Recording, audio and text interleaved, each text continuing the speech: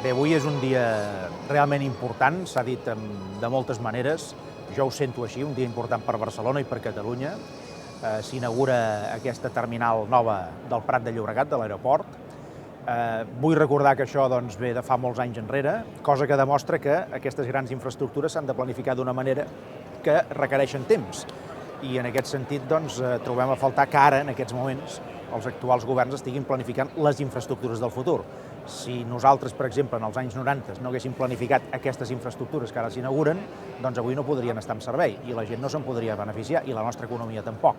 En aquest sentit és molt important posar aquest dit a la llaga, dient, escolta'm tu, ara s'ha de preparar el que vindrà en els propers temps i malauradament estem en un moment d'una certa sequera de projectes nous que tindrien rendiment de cara al futur. I el gran tema pendent, a part del metro i del tren, per accedir a aquesta terminal, que no n'hi ha de moment,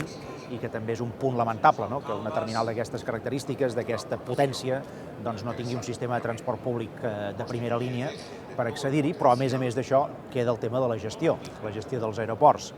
Ara tenim una gran terminal nova, tenim una tercera pista des de fa uns quants anys, tenim un aeroport de primera línia, tenim altres aeroports a Catalunya que estan complint una molt bona funció. Ara el que hem de fer de totes, i aquí posarem tota la carn a la graella, és que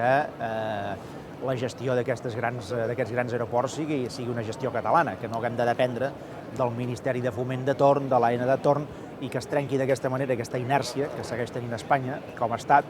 molt centralitzador, perquè és dels pocs casos que queden a la Unió Europea. Per tant, el proper pas, el proper destí, el proper vol l'hem d'emprendre precisament cap aquí, cap a una gestió catalana de les grans infraestructures de transport que tenim a Catalunya. Aquest és el compromís, òbviament, de Convergència i Unió i el meu personal.